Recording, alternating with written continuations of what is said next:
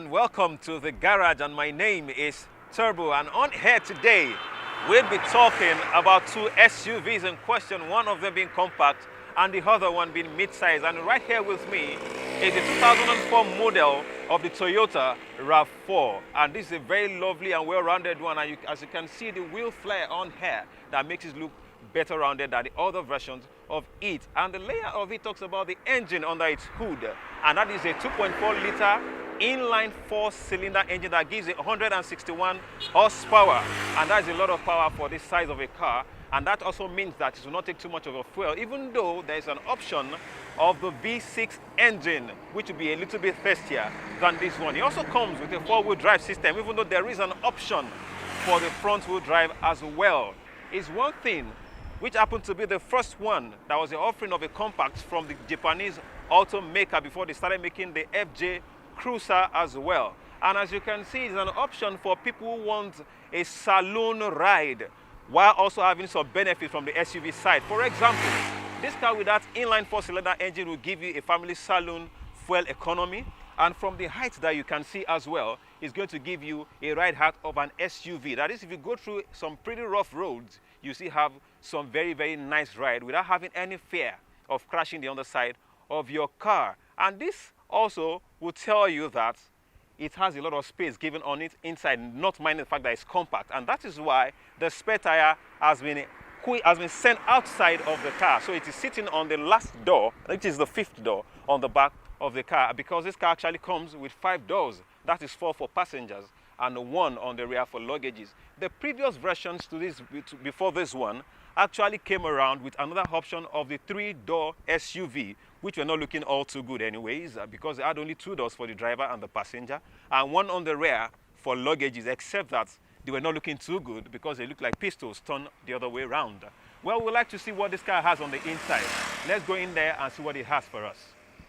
Coming inside the RAV4, you can immediately feel the material on the panel of the seats, and it feels quite okay, and a little side pocket there on the front doors.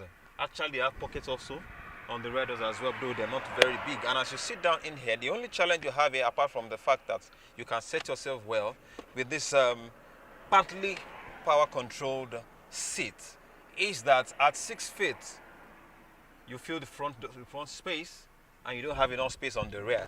But that is not much of a thing, but we just drive around and feel as the car actually feels. And yes, the engine is very responsive, even after having all these years gone into use. And this is automatic gear, like we said before. It's also shown on the dashboard that you can see PRND, that's for park, reverse, neutral, and drive, like you have on several other ones.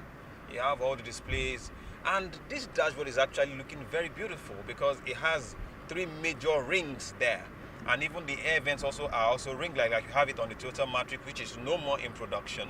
And one good thing about this car is the safety features on it, because eventually you find out that it has the airbags on the steering and 1 for the passenger, and it also has the curtain airbags as well. That is for safety.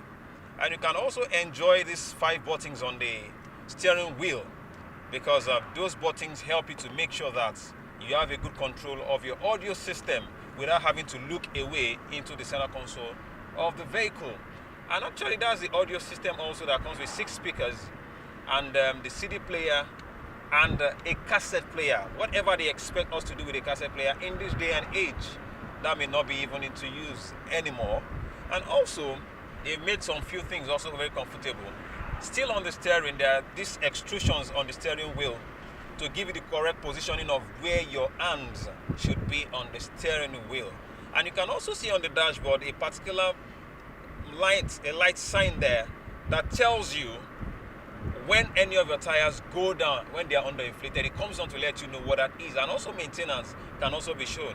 And even talking about the safety features as well, there is a little situation there that actually helps, which is your traction control, so we can have it on so that you don't lose control of your car. And one good thing about that traction control is the fact that when it is in play and you're driving and you over push your vehicle, it's able to withdraw the amount of power you have just to keep you safe.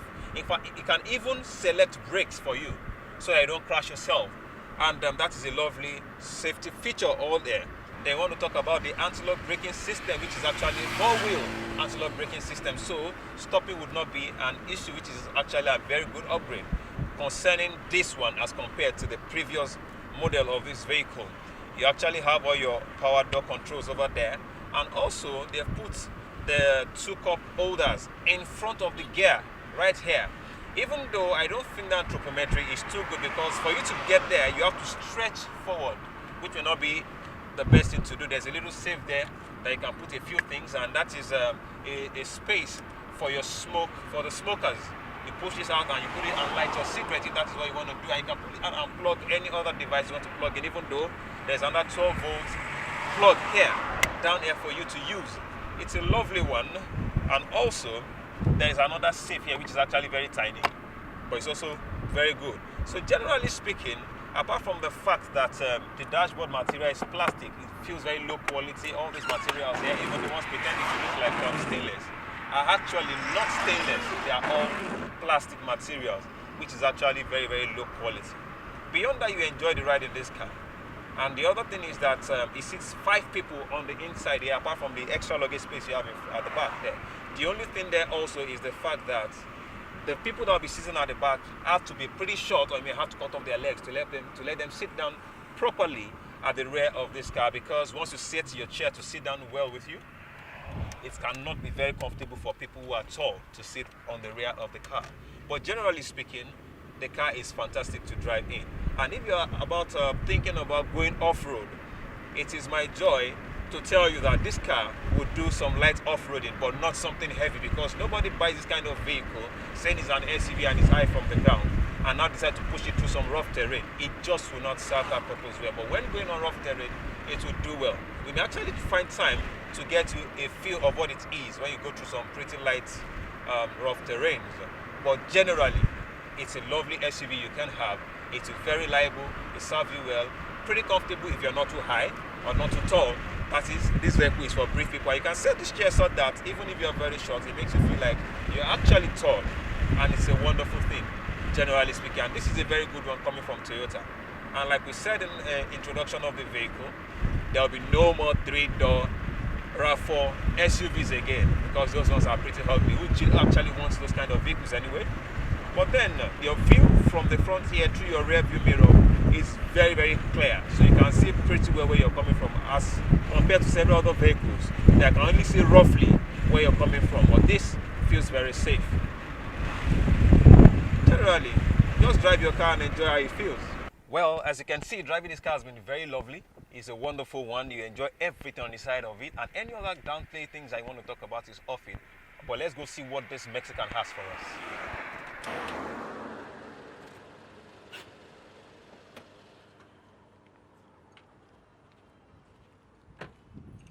Well, this is a Mexican from Korea, and that is by the name Santa Fe, which is from Mexico.